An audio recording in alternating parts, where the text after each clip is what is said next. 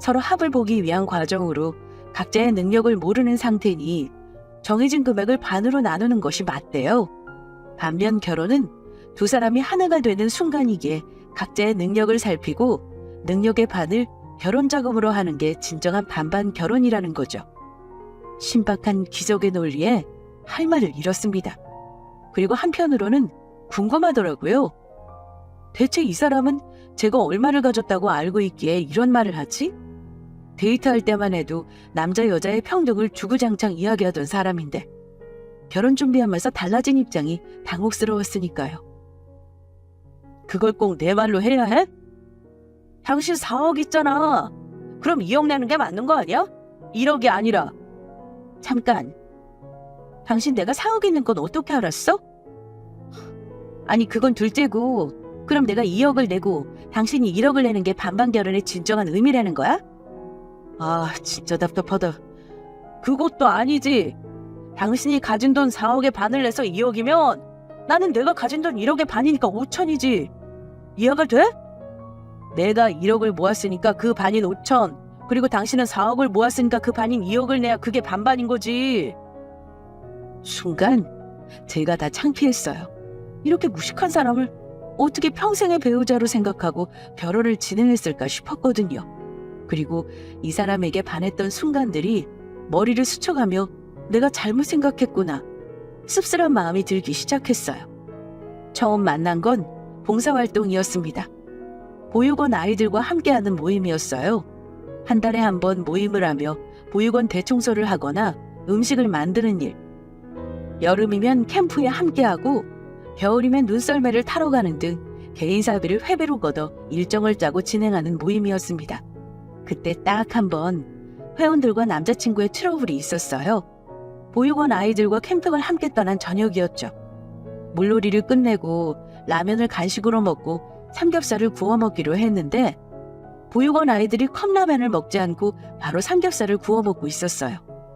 회원들이 회의 끝에 순서를 정하고 진행하게 된 건데 전혀 예측을 벗어난 행동을 하게 된 거죠. 진태 씨, 아이들 라면 먼저 먹기로 한 거 아니에요? 회비가 넉넉하지 못해서 고기가 부족하다고 들었는데 이러면 고기 부족해서 못 먹을 수 있잖아요. 애들이 라면 먹기 싫대요. 우선 회원들이 고기 못 먹고 라면을 먹더라도 애들 먼저 먹이는 게 우선 아닐까요? 먼저 먹이고 모자라면 각출하든 밥을 더하든 그때 생각하죠? 아니, 그래도 회원들이 회의 끝에 하자고 낸 결론인데 마음대로 바꾸면 어떻게 해요? 주방 맡은 회원들이 라면 다 뜯어놨는데 어쩌냐고 발 동동 구르는 건 생각 안 해요? 생각 안 해요. 그건 어른들이 먹으면 되죠. 오히려 봉사를 왜 왔는지 생각 안 하는 건 세아 씨를 비롯한 모두 회원들 아니에요? 그때 머리를 한 대 맞은 것 같았습니다. 남자친구 말이 구구절절 다 맞았거든요. 회비가 모자라면 각출해서 먹고 싶은 어른들이 더 사오면 되는데 적당히 구색을 맞추기 위해 중고등학생들 양이 많으니 우선 배를 채울 심산으로 컵라면을 먹이고 다 먹을 때쯤 장작을 짚혀 고기를 굽기 시작할 심산이었거든요. 그런데 남자친구가 전곡을 찔렀습니다. 아이들 즐겁게 해주려 온 여행 계획에 틀어지더라도 아이들이 원한다면 그렇게 하는 게 맞다고요. 30여 명 회원들이 함께 했는데 그 누구도 뭐라고 할 수 없었죠. 저 역시도요. 처음이라 서툴어서 회원도 아쉬웠다는 소리 안 들리게 생각한다는 게 아이들 입장을 배려 안 하게 되어버렸던 거예요. 그렇게 관심을 갖게 되고 합리적인 사고방식을 가진 남자친구에게 마음이 끌리게 되었죠. 이 사람이라면 반려묘만 있는 집에 혼자 들어가는 것보다 말벗이 될 수 있겠다 싶었습니다. 배울 점도 많을 거라 생각하게 되었고요. 실제로 연애할 때도 전혀 이상한 점 없었기에 결혼을 결심했는데 막상 결혼하려고 하나둘 맞춰가니 전에 없던 완전 쫌생이 모습을 드러내기 시작한 셈입니다. 그래서 자기 전에 없던 집도 더 큰 평수 갈 수 있고 같은 신혼여행을 가도 비즈니스석으로 업그레이드하네 뭐하네 그런 이야기 했던 거야? 어떻게든 내가 더 많이 지출하는 게 맞다고 생각해서? 아니 말을 또 왜 그렇게 해? 어떻게든이라니. 누가 들으면 내가 당신 능력이 빌부터 사는 줄 알겠다. 능력의 반씩 공평하게 진행하자는 게 뭐가 문제야. 반반 데이트 통장 사용해서 나는 당연히 당신이 합리적인 사람이라 생각했는데 내가 오해했어? 말이 통하지 않았어요. 문득 어째서 이 사람이 제가 4억이 있는 걸 알게 되었을까 떠올려봤는데 도무지 떠오르지 않더라고요. 남자친구가 먼저 자신의 통장을 보여주며 1억을 모았다고 자랑했습니다.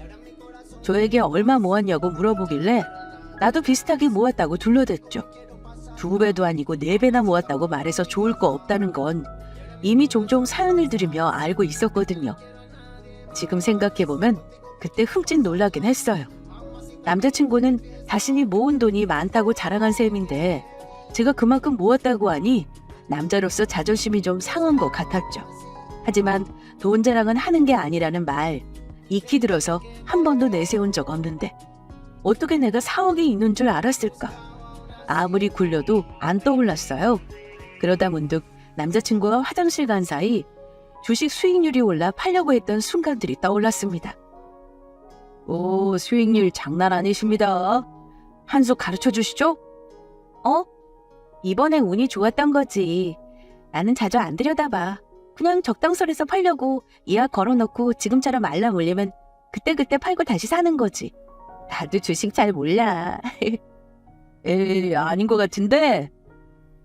흔히 종잣돈 1억을 모으는 게 어렵다는 말을 하죠.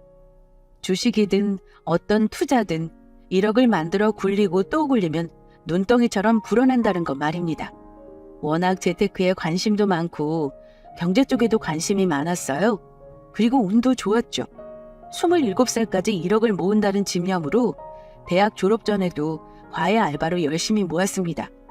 취직을 한 이후 월급의 70%를 적금으로 넣어서 목표치를 27살에 달성하고 그 이후 소액 투자로 지금까지 왔으니까요.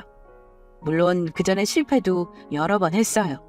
실패가 없었다면 아마 6억은 되지 않았을까 생각하죠. 지금은 불경기라 투자한 거 거의 회수하고 안정적인 곳을 알아보고 있는 중이고요. 여하튼 그때 원하는 금액까지 올라서 팔려고 주식에 들어갔는데 한참이나 뒤에 있는지 모르고 열심히 하고 있었거든요. 그때 흡족한 표정으로 저에게 말을 걸어와 깜짝 놀랐는데 아마 그때 대략적인 금액을 본 것 같았습니다. 그렇지 않고는 제가 말한 적 없으니 알 리 없거든요. 능력의 반씩이라는 말이 참 이상하게 들린다. 나는 반반 결혼이면 목표 금액의 반씩 공평하게 부담하는 거라 생각했거든? 능력의 반이 왜 이상하게 들려? 데이트로 헤어질 사이도 아니고 앞으로 평생 같이 할 사람인데 능력의 반씩 내야 나머지 돈에서 자유도 찾고 그러는 거 아니야? 당신은 1억 내면 3억이 남잖아. 그럼 나는 어때? 나는 1억 모은 데서 모두 내면 한 푼도 없는데 그게 공평한 게 아니잖아. 고등학교 때 평등의 의미 배운 거 기억 안 나? 왜 부자들이 세금을 더 많이 내는데 더 많이 버니까 더 많이 세금을 걷는 거야. 그게 평등이고 민주주의지. 당신 말대로 적게 모은 사람도 많이 모은 사람도 똑같이 내면 그게 평등이야? 공산주의지? 당신이 가진 돈의 반이 남고 나도 반이 남아야 공평한 거야. 이게 평등이고. 근데 왜 당신은 자꾸 내가 4억이 남았다고 생각하는 거야? 내가 그 돈 없다고 하면 어떻게 할 건데? 뭘 믿고 대체 내가 말하지도 않은 4억을 토대로 이렇게 반반 우기는지 모르겠어. 내가 진짜 이런 말까지 안 하려고 그랬는데 당신은 투명하지 않다. 배우자에 대한 신뢰가 있긴 한 거야? 아니요, 왜? 더 있어? 사실 4억이 아니라 6억인데 내가 어디까지 알고 있나 간 보는 거 아니지? 지난번 주식 어플 보니까 잔고가 그 정도 되는 것 같던데 그동안 수익 더 난 거야? 그때 다 정산했다고 하지 않았어? 그렇다면 또 이야기가 달라지지. 이제 우리 솔직해지자. 솔직히 당신이 다 온전히 벌어서 저축한 것도 아니잖아. 주식 수익률로 그만큼 모았으면 재테크 능력이 뛰어난 건 인정해. 그래도 그걸 모두 피땀 흘려 번 거 아니니 그렇게 아쉬워할 것도 없을 것 같은데? 너무한 거야. 결혼할 사이에. 역시 그때 어플을 보고 대략 짐작한 게 맞았습니다. 어쩐지 결혼을 준비하면서도 크게 별다른 말 없이 잘 진행되고 있었거든요. 어느 순간 제가 더 내야 한다는 말을 조금씩 내비쳐서 무언가 잘못되었다 느꼈는데 역시가 역시였습니다. 아니길 바라지도 않고 뭔가 찜찜한 기분만 들었는데 괜히 기분만 더 상했네요. 이젠 반반 내야 한다는 기적의 논리를 넘어 제가 열심히 번 돈도 아니고 주식으로 수익률 좋아 부당이득 본 거니 그렇게 아까워할 것도 아니라고 말하니 말입니다. 그리고 부자가 많이 벌어 세금을 많이 낸다는 이야기는 왜 여기다 가져다 붙이는지 이야기를 듣고 있으면 정말 제가 이상한 사람이 되는 것 같았어요. 아마 시청자분들도 미친 소리가 맞긴 맞는데 제대로 미친 소리구나 신기하게 생각하실 것 같습니다. 사연을 적으면서도 혀를 내두를 정도로 어떻게든 저에게 한 푼이라도 더 뜯어내고 싶은 진심이 지금도 느껴지니까요. 정말 반반 결혼에 대한 이상한 논리를 펼 땐 결혼 때려치우면 그만이지 싶었어요. 사실 그렇잖아요. 결혼식장에 들어간 것도 아니고 청첩장을 찍은 것도 아닌데 이렇게 말도 안 되는 논리 피는데 결혼을 진행할 미친년이 어디 있겠어요? 그런데 말을 하면 할수록 어떻게든 자기는 적게 내고 저에게 돈을 뜯어내려는 심보가 괘씸했습니다. 단순히 파혼하자는 말을 하기엔 너무 억울했거든요. 차라리 합리적인 사람인 척이나 하지 말지. 반반 결혼하자는 말이나 말지. 위선 떠는 남자친구의 본 모습을 보고 나니 제대로 한 방 날리고 싶었습니다. 그래? 그런가? 뭔가 내가 속는 느낌인데 반반이라는 의미가 결혼과 데이트는 다른 건가? 우선 다른 사람들한테 물어볼게. 그리고 생각 좀 해봐야 할 것 같아. 당신 앞으로도 그렇게 살 거야? 내가 뭘? 나랑 함께 있을 때 생기는 문제들을 하나하나 다 주변에 물어볼 거냐고. 내 생각이 맞는지 당신 생각이 맞는지 말이야. 그 말인즉슨 내 말을 믿는 게 아니라 주변 사람들을 더 의지하겠다는 거잖아. 내 말이 의심스러우니 물어보고 확인한다는 거고. 그러면 나 좀 서운해지려고 해. 나랑 결혼하는 거지 다른 사람들하고 결혼하는 거야? 첫 단추부터 이렇게 삐그덕거리면 우리 앞으로 결혼 생활 잘할 수 있을까? 나는 우리 일 사소한 것도 주변 사람들이랑 공유하기 싫어. 다 큰 성인이 만나 결혼하는데 하나하나 묻고 맞는지 틀린지 물어볼 게 뭐 있어? 막말로 틀리면 그 사람들이 내 인생 보상해줘? 그것도 아니잖아. 내 말 못 믿겠어? 남자친구는 탄력을 받았는지 청산 유수처럼 그럴듯한 개논리가 척척 나왔습니다. 속은 척 해주는 것도 참 힘들구나 싶었어요. 말도 안 되는 거 말하면서 남자친구도 인지했을 텐데 제가 어리숙하게 덥석 믿는다 하면 오히려 의심할 거라는 생각이 들었거든요. 긴가민가? 남자친구가 워낙 당당하게 말하니 의심스럽지만 주변 사람들에게 물어 맞다고 답한다면 그렇게 하겠다는 뉘앙스로 말을 돌렸어요. 처음에 날뛰던 상황에서 한풀 꺾고 들어간 셈이죠. 그랬더니 이번엔 회유책인지 저에게 서운하다는 내색을 비쳤습니다. 다 큰 성인이 만나 결혼하는데 이런 사소한 의견도 둘이 못 맞추면서 앞으로 어떻게 함께 사냐고요? 말은 자기를 믿으라는 거지만 본인도 알았겠죠. 제가 누구에게라도 입 뻥끗하면 자기 논리가 말도 안 된다는 것 말입니다. 속에서는 웃음이 났지만 어디까지 네가 갈 수 있나 보자는 심산이었어요. 못 이기는 척 넘어가는 연기를 했거든요.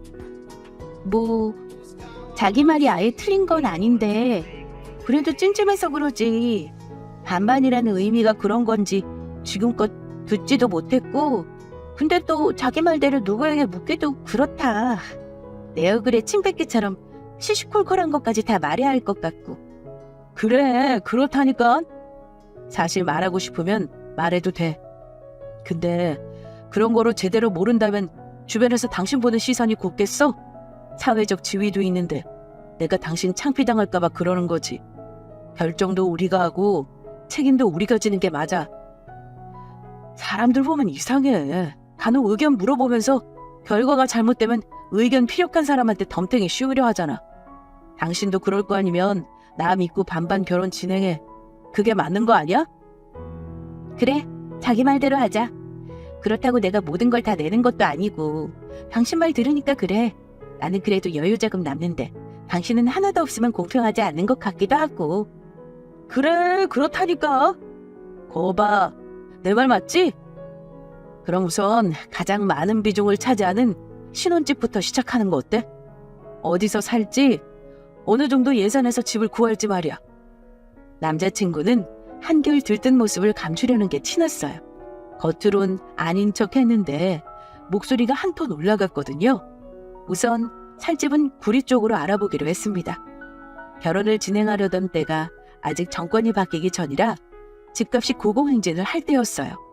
집을 매매하기는 부담이고 그렇다고 무작정 먼 곳으로 선택하는 것도 아닌 것 같아 우선 구리 쪽 오피스텔을 찾기로 했습니다. 출퇴근이 편하고 아기가 생기면 넓은 곳으로 이사갈 생각으로 가전이나 가구를 최소화하자는 데 합의했어요. 남자친구는 자기는 5천만 원의 결혼 자금을 대고 제가 2억을 댄다고 결정짓고 결혼 이야기를 진행하니 무엇이든 순순히 제가 하자는 대로 따라오기 시작했습니다. 그렇게 적당한 신혼집을 찾았어요. 부리역 근처인데 그때 시세로 2억 미만이었던 걸로 기억해요. 가전 가구에 살 돈을 줄여 대출을 적게 받자고 합의를 했거든요. 자기야, 어떻게 하지? 좋은 기회인데 날리긴 아깝고 이러지도 저러지도 못하겠어. 왜? 뭔데? 우리 막내 이모 사업 크게 하는 거 알지? 사업 확장에 급전이 필요하다고 혹시나 모은 돈 있으면 이자 두둑히 쳐준다고 물어봐서 은행에 빌려도 되는데 줄 수 있는 만큼 한 달 빌려주면 은행보다 이자 더 쳐준다니까. 어떻게 하는 게 좋을까 해서. 마음에 드는 가격에 위치나 집 컨디션 등 조건이 맞는 곳이 있었어요. 그런데 집주인이 당분간 시간이 없다고 했습니다. 시간을 맞추기 전 혹시 저희가 변심할까봐 다 계약금을 걸어야 하는 상황이었어요. 그 전에 제가 남자친구에게 전화를 한 거죠. 막내 이모가 지방에서 큰 사업을 하는데 급전이 필요하다고 연락이 왔다고요. 평소 막내 이모랑 나이 차이가 얼마 안 나 친하게 지내고 연애하면서도 몇 번 같이 찾아본 적 있었거든요. 결혼한다는 거 아니까 이자 불려주고 싶어 물어본다는 이모 말에 계약 때문에 돈을 마음대로 쓸 수 없으니 걱정이라고 살포시 이야기를 건넸죠. 돈 욕심 있는 남자친구라는 걸 아니까 미끼를 덥석 물 거라 예상했거든요. 너무나 단순한 남자친구는 그게 뭔 고민이냐며 당연히 제가 가진 4억 모두를 이모님에게 당장 보내라고 했어요. 자기가 가진 1억도 보내면 좋은데 결혼 준비를 해야 하니 우선은 이 범위 안에서 사용하자고 먼저 술술 불더라고요.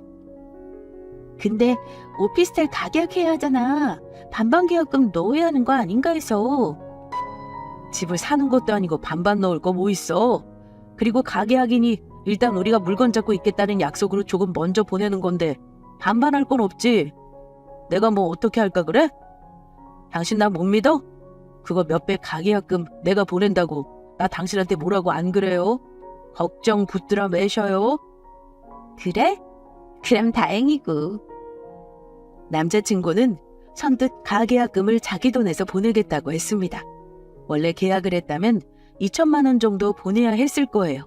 하지만 가계약이라 100에서 200만 원 선에서 보내면 된다고 부동산에서 알려주었어요.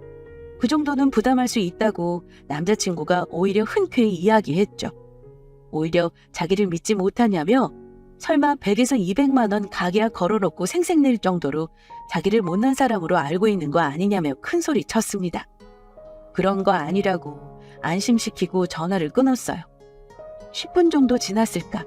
집주인에게 200만 원 보내고 받았다는 문자 메시지도 받았다고 남자친구에게 연락이 왔습니다. 그 문자를 받고 입꼬리가 저도 모르게 살짝 올라갔어요. 이제 결혼을 없는 일만 남았다 생각했죠. 니네 반반 결혼한다며.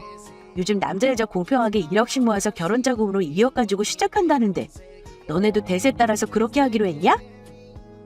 아니, 나는 1억 모은 데서 5천만 원 내고 진태 씨가 모은 4억에서 2억 내기로 했는데 나도 공평하게 1억씩 내는 게 반반 결혼이라고 생각했지. 근데 진태 씨가 아니래. 그건 연애할 때나 남이들 사이니까 반씩 내는 거고 결혼은 능력에 따라 하는 거래. 그래서 나 모은 돈에서 능력껏 반, 진태 씨도 모은 돈에서 능력껏 반.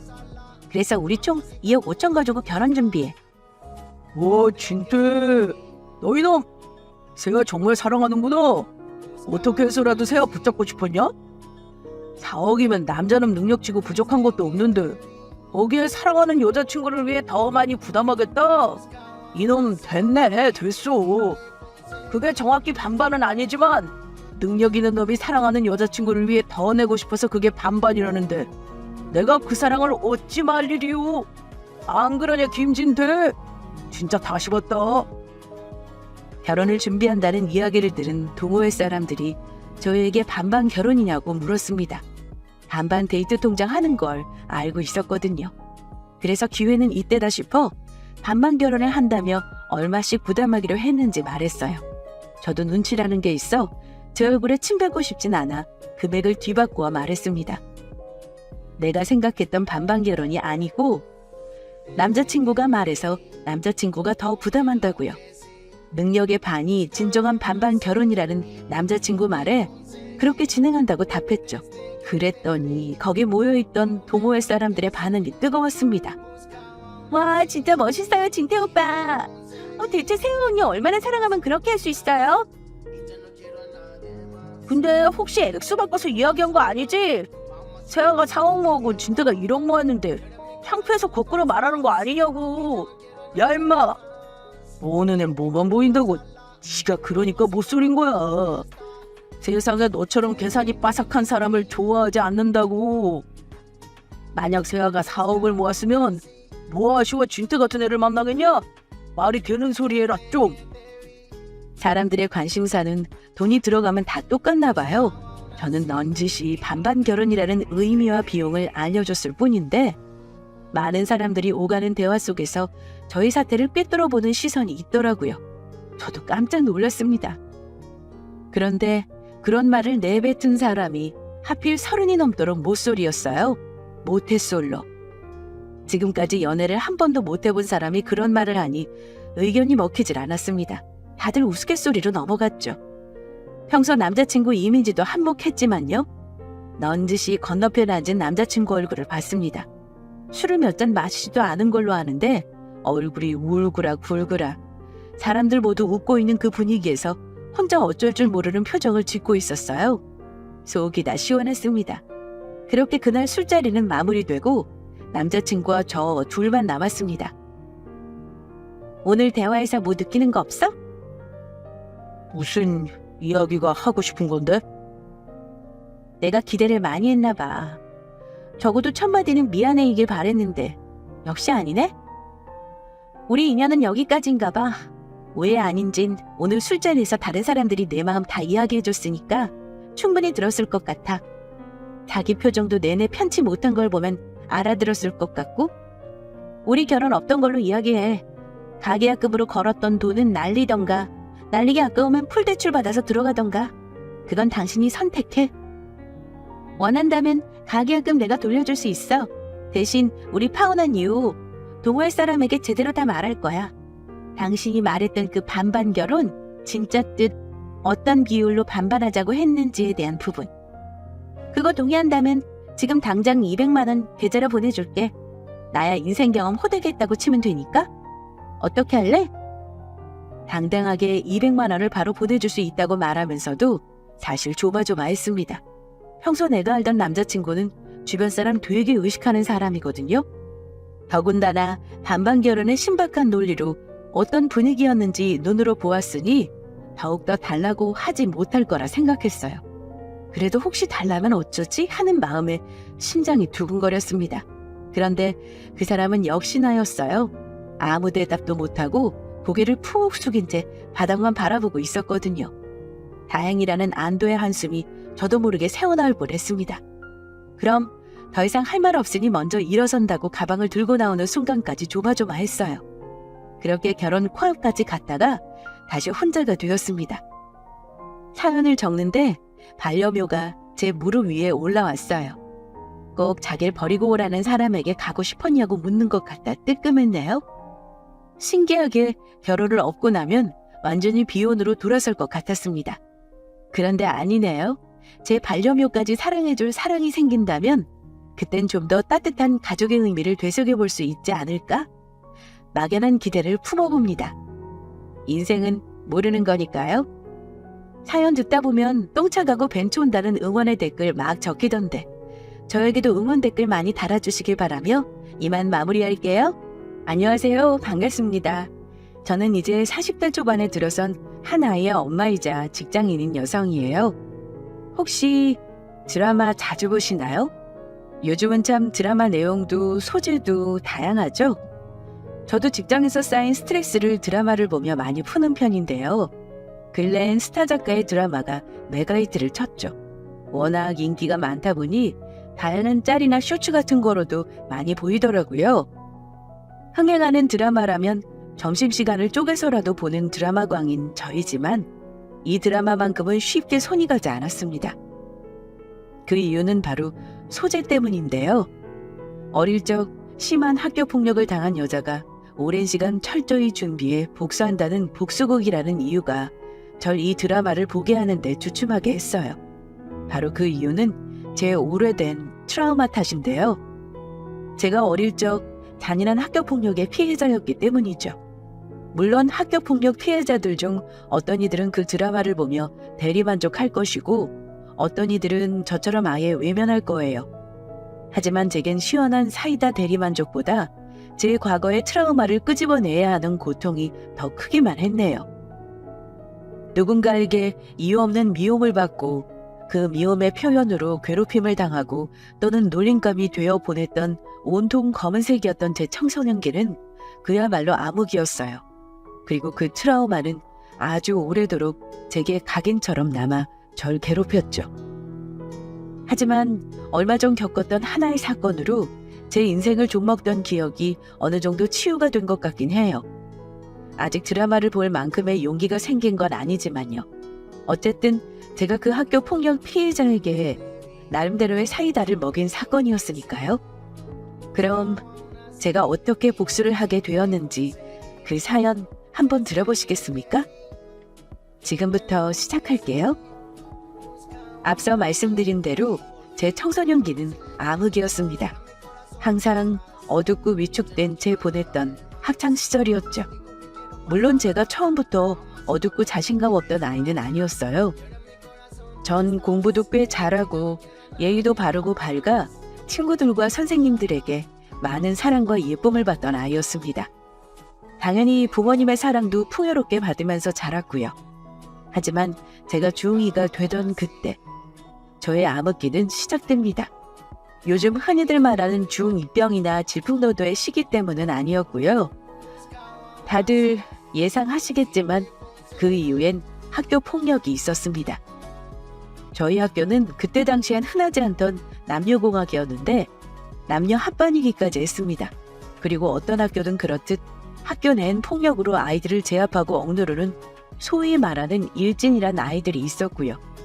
그런데 웃긴 건 그 일진들이 그저 그런 불량 학생은 아니었다는 거예요. 공부도 잘하고 좋은 집안에서 풍족하게 자란 아이들이었죠. 어쩌면 그들에겐 자신의 발 아래 누군가를 굴복시키는 것이 당연한 일이었는지도 모르겠어요. 어쨌든 그 아이들에겐 빵과 우유 심부름을 하고 늘 돈을 빼앗기는 일명 빵 셔틀이란 것이 있었는데 저희 반의 한 여자아이가 그 대상이었어요. 이유는 단순했습니다. 생긴 게 마음에 안 들어서. 그저 평범한 그 학생의 생김새가 왜 마음에 들지 않았는진 모르겠으나 그저 허울 좋은 핑계였죠. 그냥 그 아이가 운 나쁘게 거기에 있었던 것뿐이었어요. 학기 초부터 일진들은 빵 셔틀 그리고 은근한 왕따와 무시로 그 아이를 괴롭혔습니다. 그리고 저는 참 부끄럽게도 수많은 방관자 중 한 명이었어요. 그 아이들이 무서워서라기보단 그저 골치 아픈 일에 끼어들고 싶지 않았던 마음이었던 것 같아요. 저뿐 아닌 모두가 방관자였어요. 그러자 그 아이들의 횡포는 날로 심해졌죠. 그리고 그 일진 무리에게 제가 타깃이 된 건 한 사건 때문이었습니다. 일진 무리 중 가장 못되고 사악하기로 소문이 난 아이가 있었는데 이름은 가명으로 할게요. 이보람이란 아이였어요. 전교에서 늘 5등 안에 드는 모범생 여자아이였는데 담배는 물론이고 술은 기본으로 마셨습니다. 돈 많은 오빠들과 어울려 방탕한 생활을 한다는 소문도 돌았었죠. 집에 꽤 부유했던 그 아이는 자기 빵 셔틀을 마치 하인 부리듯 했는데요. 그날도 빵 셔틀이라고 부르던 아이를 괴롭히고 있었어요. 이유는 자기가 말한 빵을 다른 빵으로 잘못 싸왔다는 이유에서였어요. 이보람은 그 아이의 어깨를 툭툭 밀치며 웃었습니다. 야, 너 일부러 그랬지? 아니야, 보람아. 절대 아니야. 내가 잘못 들은 거야. 다시 사올게. 겁을 잔뜩 먹은 아이가 슬금슬금 뒤로 물러섰습니다. 그러자 보람이가 픽 웃으며 그 아이를 넘어뜨렸죠. 그 아이는 힘없이 바닥에 쓰러졌고 보람이는 몸을 숙여 그 아이의 머리채를 잡았어요. 너 지금 내 심부름하기 싫어서 엉까는 거지? 악독한 음성이 비릿했습니다. 그러자 뒤에서 다른 일진 아이들이 까르르 넘어갔습니다. 아니야, 절대 아니야. 다시 사오면 되잖아. 그 아이가 싹싹 빌면서 말했던 것 같은데 보람이는 화가 난 듯 인상을 발칵 구겼어요. 되잖아? 되잖아? 인연 이거 엉까는 거 맞네. 하더니 아이 얼굴을 손바닥으로 내리쳤어요. 쫙 하는 소리가 반 안을 울렸고 옹성대던 교실은 쥐죽은 듯 조용해졌습니다. 손바닥 아파. 하며 짜증 섞인 목소리로 제 손바닥을 내려다보더군요. 그 아이는 얼굴이 시뻘개져 손자국에 나 있는데 말이죠. 정말 사이코패스 같은 모습이었어요. 그러자 뒤에서 지켜보던 일진 아이가 끼어들었어요. 야, 보이는 곳을 때리면 어떡해? 보이는 곳. 그럼 지금까지 보이지 않는 것은 막 때려왔다는 뜻인 건가? 저는 그제야 그 모습에 눈길을 돌렸습니다. 전 가벼운 심부름이나 괴롭힘 정도로 생각했는데 사태가 심각해 보였어요. 아이가 쓰러져 살짝 드러난 뒷 허벅지가 멍으로 시커맸어요. 전 그 멍을 보자 갑자기 화가 나더군요. 대체 무슨 용기였는지 모르겠습니다. 전 벌떡 자리에서 일어섰습니다. 그리고 쓰러져 있는 아이에게로 다가갔죠. 민영아, 일어나. 그 아이는 놀란 듯 저를 올려다보더군요. 얼마나 세게 때렸는지 코에선 새빨간 피가 흐르고 있었어요. 얼른 양호실 가자. 내가 같이 가줄게. 전 민영이를 일으켰어요. 제 어깨에 기대고 있는 민영이의 몸이 부들부들 떨리더군요. 어찌나 마음이 아프던지. 그런데 웬일인지 일진들은 제가 민영이를 데리고 교실을 나가는 도중에도 그걸 아무 말 없이 지켜보고 있었어요. 제가 교실을 나서는데 이보람의 목소리가 들려왔어요. 야, 너 이름이 뭐라고? 저는 순간 움찔했어요. 전 자리에 서서 뒤돌아보고 말했죠. 유정아. 내 이름 유정아야. 그리고 그 다음 날부터 타깃을 바꾼 그들이 저를 향한 괴롭힘을 시작했습니다. 우습게도 그들은 민영이를 더는 괴롭히지 않았어요. 오직 저만을 괴롭혔죠. 그들의 괴롭힘은 노골적이었고 그저 심시풀이 땅콩처럼 생각해 타깃으로 정했던 민영이를 향한 괴롭힘과는 무척 달랐습니다. 아무래도 자신들에게 굴복하지 않고 감히 반기를 든 저를 향한 분노 때문이겠죠. 저는 그날부터 수많은 괴롭힘의 대상이 되었습니다. 점심시간, 제게 식판을 받아오라고 시켰고 제가 하지 않자 제 식판을 머리 위에 부어버리는 것은 일산일이었고요. 제가 만약 쉬는 시간 웃기라도 하면 화장실에 끌려가 맞아야 했습니다. 이유는 너 앞으로 웃지 마. 웃는 게 더럽게 재수없어. 였어요. 또한 제 교과서는 모두 오물통에 버렸고 전 그 오물통에서 교과서를 꺼내와야 했어요.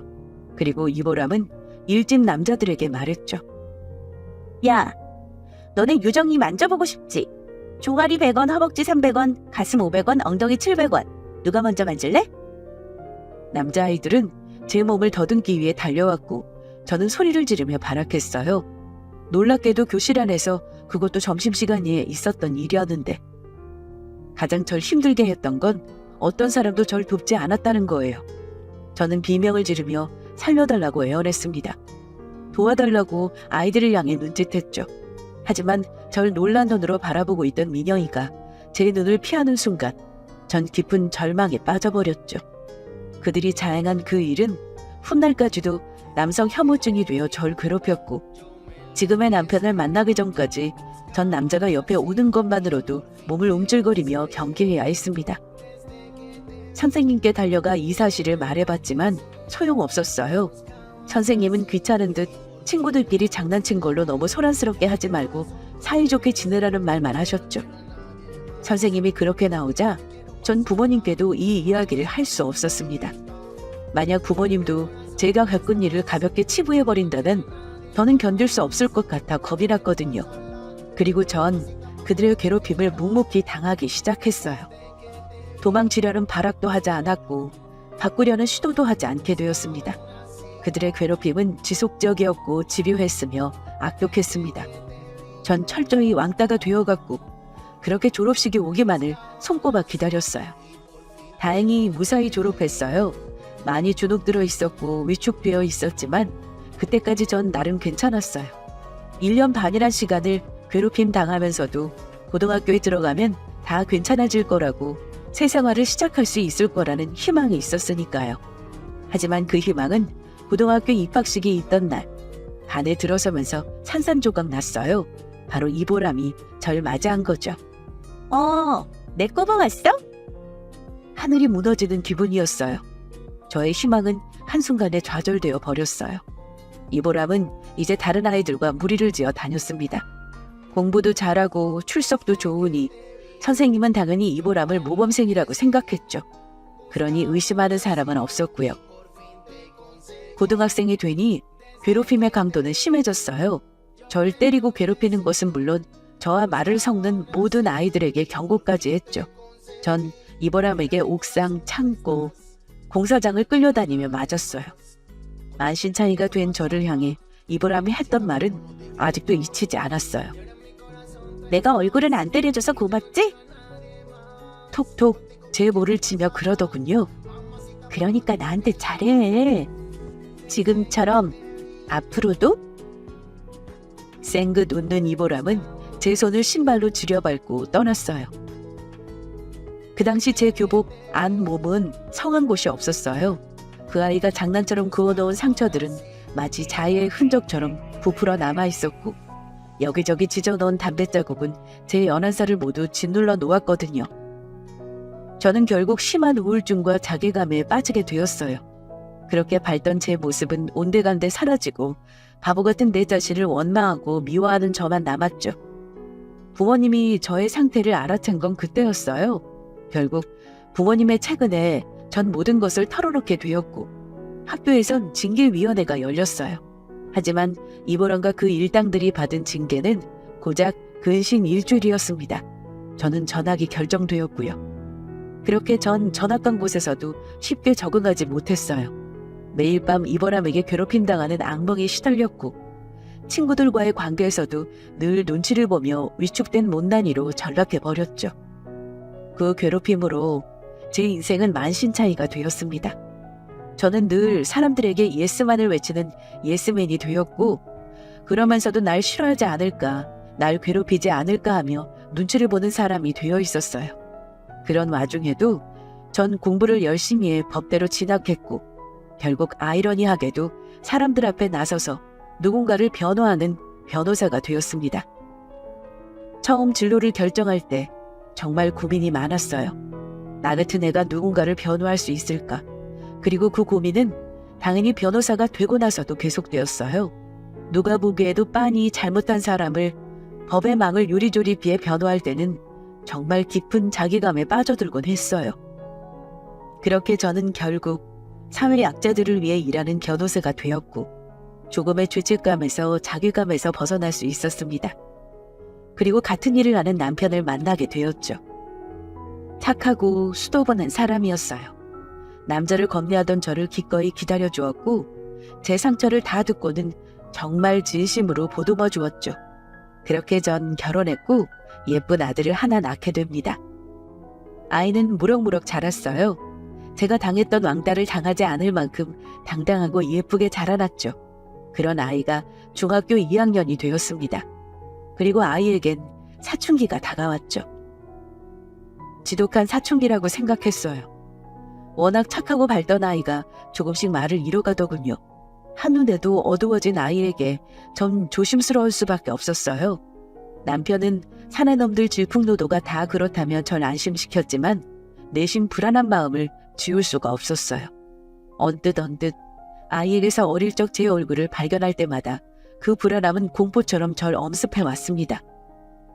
그러던 와중 아이의 핸드폰이 자주 꺼져 있게 돼요. 영훈아, 핸드폰을 왜 꺼놨어? 조심히 묻자 아들은 귀찮다는 듯 아, 그냥 배터리가 없었어. 보조 배터리 하나 사줄까? 그러자 아이가 원망 가득한 눈으로 절 올려다보며 그러더군요. 제발 날 좀 그냥 내버려둬. 전 놀라지 않을 수 없었어요. 아무리 어두워졌고 사춘기를 보내고 있다곤 하지만 한 번도 제게 말대꾸를 한 적 없던 아이였거든요. 심장이 말도 안 되게 쿵쿵 뛰더라고요. 전 뛰는 심장을 억지로 억누르며 말했어요. 영환아, 혹시 무슨 일 있으면 꼭 엄마한테 말해줘야 해? 알겠지? 아이는 말없이 이불을 뒤집어 써버렸어요. 전 아무 말도 하지 못하고 아이 방을 나왔죠. 전 남편에게 그날 밤 영환이와 있었던 이야기를 털어놓고 상의했어요. 그러자 남편이 그러더군요. 별일 아니겠지. 분명 지독한 사춘기를 앓고 있는 걸 거야. 우리 영환이도 아픈 성장통이 있어야 하니까. 정말 괜찮은 걸까? 나 너무 걱정돼. 만약 학교에서 왕따라도 당하고 있는 거면? 그런 거면 영환이가 말해줄 거야. 우리 조금 기다리자. 전 불안함을 애써 누르며 잠을 청했어요. 그렇게 시간은 흘러갔습니다. 그러던 어느 날이었어요. 오랜만에 집에 일찍 퇴근해 대청소를 하던 저는 영환이의 방에서 무언가를 발견하게 됩니다. 그건 바로 피 묻은 옷이었어요. 놀라 냄새를 맡아보니 약한 담배 냄새도 나더군요. 심장이 쿵 하고 떨어졌어요. 전 그저 괴롭힘을 당하는 것일까 걱정했는데 아이가 혹시 나쁜 친구들과 어울려 불량한 일을 저지르고 다니는 것은 아닌가 겁이 나더군요. 별의별 생각을 하며 영환이가 돌아오기를 기다렸어요. 영환이는 어느 날과 마찬가지로 어두운 표정으로 집으로 들어섰어요. 영환아, 배고프지? 밥 먹자. 안 먹어. 너 좋아하는 소갈비찜 해놨는데 얼른 씻고 나와. 전 아이가 밥 먹는 모습을 말없이 지켜봤어요. 몇 번이고 그 옷에 대해 물으려다 말을 삼켰죠. 그리고 결심했어요. 내 아들을 믿어보자고. 그리고 다음 날 학교에서 온 전화에 제 믿음이 흔들리게 됩니다. 안녕하세요, 영환이 어머님. 저 영환이 담임인데요. 영환이 소지품에서 담배랑 라이터가 나왔어요. 너무 놀라지 마시고요. 우선 학교로 한번 방문 부탁드리겠습니다. 손이 발발 떨리더군요. 요즘 아이들 입시와 공부 스트레스로 담배와 술까지 손댄다는 이야기를 많이 들어봤지만 제 아들이 담배를 피우고 있을 줄은 꿈에도 몰랐거든요. 전 그 길로 학교로 찾아가 담임선생님을 배웠습니다. 영환이가 엄청 밝고 착하던 애인데 요즘 말이 좀 없어지긴 했어요. 그런데 담배를 피울 거라고 생각을 안 했거든요. 소지품 검사에서 담배가 나오긴 했는데 영 믿기지가 않더라고요. 선생님은 의아하다는 듯 말을 조심히 이었습니다. 그래서 제가 불러서 좀 물어봤는데 대답을 안 해요.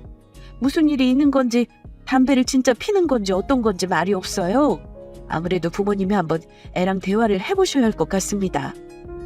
저는 터덜터덜 집으로 돌아왔어요. 그리고 생각했죠. 어릴 적 나의 트라우마로 인해 생긴 회피 본능이 자식에게까지 이어진 것은 아닌가. 내 트라우마가 내 아이를 이렇게까지 가게 한 것은 아닌가. 괴로웠습니다.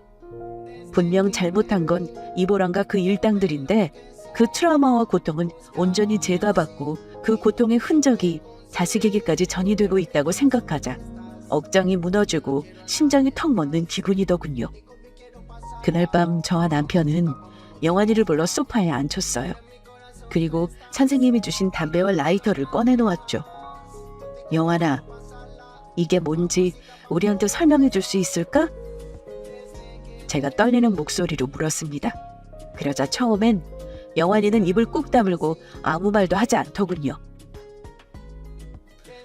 영환아, 이게 네 것이든 아니든 우린 널 혼내려고 대화를 하는 게 아니야. 그냥 사실을 알고 널 돕고 싶어서 그래. 말해줘. 네게 만약 문제가 있다면 그걸 가장 잘 그리고 먼저 알아야 하는 사람은 바로 엄마 아빠야. 아이는 한참을 망설이더군요. 쉽게 입을 열 것 같지 않았어요. 저는 간절히 아들의 손을 잡고 말했어요. 담배를 네가 피웠다면 그건 큰 문제가 아니야. 호기심이든 힘들어서든 그럴 수 있어. 누구나 실수는 하니까. 하지만 만약 이 담배가 네 것이 아니라면 그건 문제가 되는 거야. 혹시 우리가 알아야 할 것이 있을까? 영환이의 눈이 떨린 건 그때였어요. 그리고 영환이는 망설이고 또 망설이다가 입을 열었어요. 사실은 아들의 이야기를 듣던 저는 온 세상이 무너져 내리는 기분을 느꼈습니다. 고등학교 입학식 날 이보람을 다시 만났던 그날의 그것보다 더욱더 큰 충격이고 아픔이었죠. 아들의 이야기는 이랬어요. 어느 날부터 노는 무리의 아이들이 자신을 괴롭힌다는 거예요. 처음에는 작은 시비였는데 그 시비에 굴복하지 않자 SNS와 메신저를 통해 아이를 괴롭히기 시작했다는 거예요. 쉴 새 없이 태그에 욕설하고 단체 톡방에 초대해 괴롭히고, SNS에서는 댓글로 인신 모독과 비웃음, 신랄한 비난으로 영환이를 괴롭혔고, 단체 톡방에서는 수치스러운 구타나 괴롭힘 장면을 찍어 동영상을 유포했다고 해요. 영환이가 단체 톡방에서 나가거나 차단하면 다음날 심한 구타로 이어졌다고 합니다. 어쩔 수 없이 그 톡방에서 영환이는 자신이 무릎을 꿇고 굴복하는 모습을 고스란히 전송받아야 했다고 해요. 그 톡방엔 인근 학교 학생들이 100명쯤 초대되어 있었다고 하니 아이가 느꼈을 수치심과 패배감은 말로 할 수도 없었겠죠. 그제야 아이 방 침대 밑에 숨겨져 있던 담배 쩐내 가득하던 피 묻은 옷이 뭐였는지 깨달았어요. 그래서 핸드폰이 계속 꺼져 있었던 거야, 나. 아이는 덤덤했어요. 마치 감정을 모두 잃은 아이처럼 무감했죠. 이 담배도 걔네가 줬어. 오늘 선생님이 소지품 검사하니까 주머니에 넣고 있으라고. 아니면 담배로 누나를 찢어버린다고 협박했어.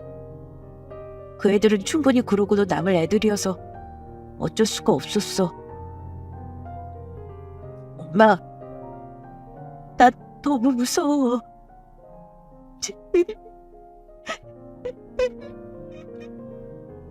무표정이던 아이는 끝내 울음을 쏟아냈습니다.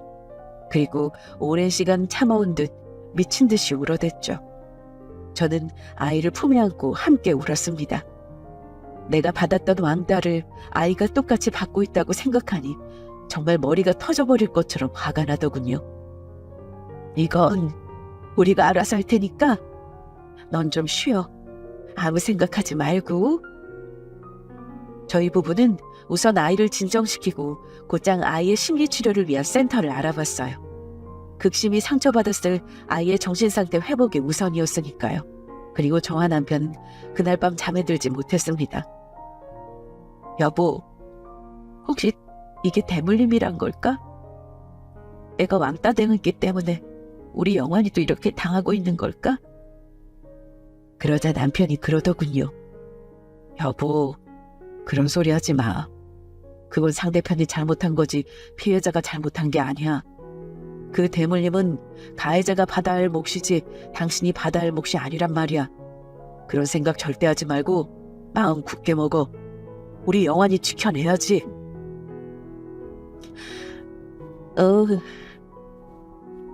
남편의 오랜 위로와 설득으로 저는 겨우 마음을 진정할 수 있었습니다. 저희 부부는 밤새 이 문제를 상의했습니다. 어떻게 해결하는 것이 영환이에게 가장 좋을지, 그리고 결정했죠. 우선 주동자의 부모를 만나보기로요. 분명 부모는 자신의 자식이 왕따 사건의 가해자란 사실을 모를 테고 그 사실을 안다면 제 아이를 설득해주지 않을까 하는 기대에서였어요. 저희 부부는 담임선생님과 상의 후 학폭위를 열기 전 부모님과 먼저 만나보기로 했어요. 긴장되는 마음으로 저는 아이 엄마를 만나기 위해 약속 장소로 나갔습니다. 이런저런 걱정이 많았어요. 혹여나 이 부모가 뻔뻔하게 나오면 어쩌나, 충격받고 쓰러지면 어떻게 하지? 정말 수만 가지 걱정들이 떠오르는 찰나, 저를 부르는 나직한 음성에 고개를 돌렸어요. 노영환 학생 어머님 되시나요? 고상한 음성이었어요. 그런데 어딘가 귀에 익은 목소리였죠? 마치 좋지 않은 기억을 꺼내는 것처럼 속이 거북하고 뒤틀렸습니다. 저는 천천히 고개를 돌렸고 그 앞엔 이름 석자만으로도 치가 떨리는 절대 잊을 수 없는 얼굴, 이보람이 서 있었습니다. 저는 순간 놀라 고개를 숙였어요. 반사적으로 얼굴을 감춘 거예요. 심장이 쿵쿵 뛰고 맥박이 제멋대로 춤을 췄습니다. 입안이 바짝 말라 침도 삼켜지지 않았죠. 안녕하세요. 저 오징어 엄마예요. 이보람은 저를 알아보지 못하는 듯 맞은편에 앉았습니다. 식은땀이 바짝바짝 나고 온몸의 피가 밖으로 빠져나가는 기분이었죠. 마치 종이 땡하고 울리면 침을 흘리며 달려오는 파블로프의 개처럼 저는 이보람의 존재만으로도 공포에 떨고 있었던 겁니다. 머릿속이 새까매졌어요. 내가 이곳에 왜 와서 앉아있는지, 지금 무엇을 해야 하는지 모든 것이 고장난 것처럼 멈춰버렸죠. 하지만 이보람은 태어나고도 느긋했어요. 저란 존재는 기억도 하지 못하는 듯 자연스러운 모습이었죠. 커피가 나오고 두 사람 사이엔 잠시의 정적이 흘렀어요. 먼저 입을 연 건 이보람이었죠. 우리 중호가 영환이한테 장난을 좀 과하게 쳤다면서요? 그 소리를 듣는 순간 멍하던 정신이 번쩍 들었습니다. 장난, 과하게, 정말 피가 거꾸로 솟는 기분이었죠. 이보람의 말은 고맙게도 내가 이 자리에 왜 나왔는지 똑똑히 각인시키더군요. 전 예전에 이보람에게 당하기만 하던 유정화가 아니었고 하나의 엄마였죠. 강해져야 했습니다. 저는 그제야 주인처럼 푹 숙이고 있던 고개를 들었습니다. 그리고 이보람을 향해 당당하게 말했죠. 장난이 과하다니. 중호는 장난을 그렇게 폭력적으로 잔인하게 치는 애인가 보네요? 네? 이보람의 미간이 확 구겨졌습니다. 그때 이보람의 살기 어린 눈동자가 절 쳐다봤죠. 전 그 눈동자에 무척 익숙했어요. 자신의 말을 거역하면 상대를 노려보던 그 뱀 같은 눈. 저는 그 눈을 피하지 않았습니다. 전 아이의 엄마니까요. 학폭위를 열 생각입니다.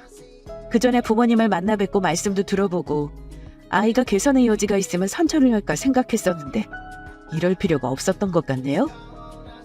이봐요, 영환이 어머님. 지금 협박하시는 거예요?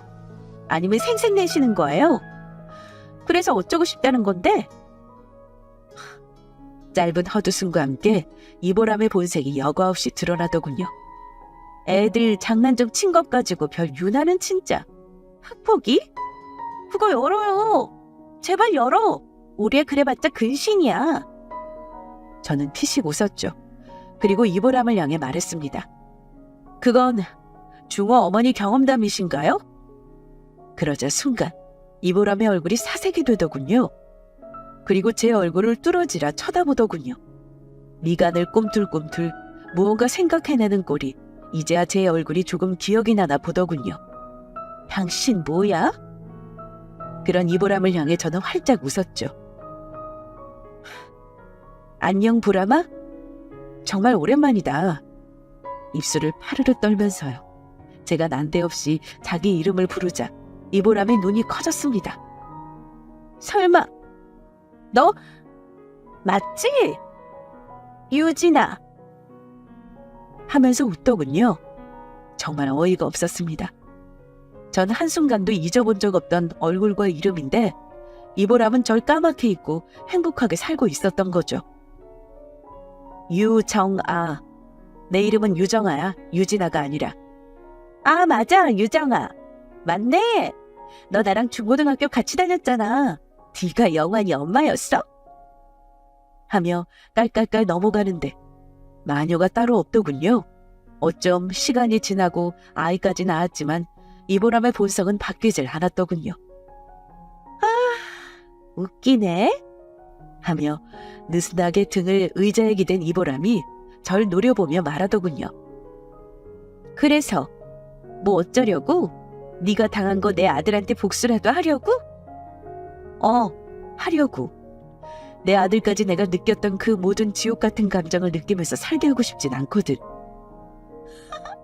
야, 그래? 마음대로 해봐 어디. 내 남편 경찰에서 고위급 간부야. 네가 뭐라든 그냥 솜방망이 처분 받을 거라고. 정말 그럴까? 그때 넌 일진이었고 내 머리 위에 있었잖아? 그지? 언제나 날 발밑에 깔아뭉개는 최강자였지 아마? 네 아들도 널 빼다 박아서 그렇게 살고 있나 본데? 뭐가 어째? 표독한 목소리에 저는 순간 움찔했습니다. 예전의 트라우마가 되살아나는 기분이었죠. 하지만 전 꿋꿋하게 이보람을 쳐다봤어요. 지금도 내가 네 발밑일 것 같아? 정말 그렇게 생각해? 두고 보자. 저는 자리에서 일어섰습니다. 야, 유정아! 절 부르는 이보람의 목소리를 등지고 당당히 커피숍을 나왔죠. 그리고 전 곧바로 주위 골목으로 숨어들었습니다. 다리가 후들후들 떨리고 이가 달달 떨렸죠. 어떻게 이런 악연이 이어질 수 있는지 정말 하늘을 원망했습니다. 하지만 전 엄마잖아요. 다시 일어서야 했어요. 내 아들을 지키려면. 저희 부부는 학폭위를 열기로 결정했습니다. 물론 열어봤자 괴롭힘의 수위만 더해질 뿐이라는 의견이 있었지만 저희는 끝까지 해볼 생각이었어요. 전학을 불사하는 한이 있더라도 이 학교 폭력에 전면 대응할 생각이었죠. 학폭위가 열리기 전 저는 SNS 증거자료와 영환이 핸드폰에 남아있는 메시지를 모두 취합했습니다. 그리곤 영환이 반 친구들을 모두 찾아갔습니다. 혹시 당한 아이들이 있다면 진술서를 그리고 탄원서를 부탁하기 위해서였죠. 하지만 악독한 주모의 행동에 겁을 먹은 아이들은 함구하기 바빴어요. 저를 피하고 도와주려 들지 않았죠. 역시나 힘든 일이었구나. 깊은 절망에 빠졌어요.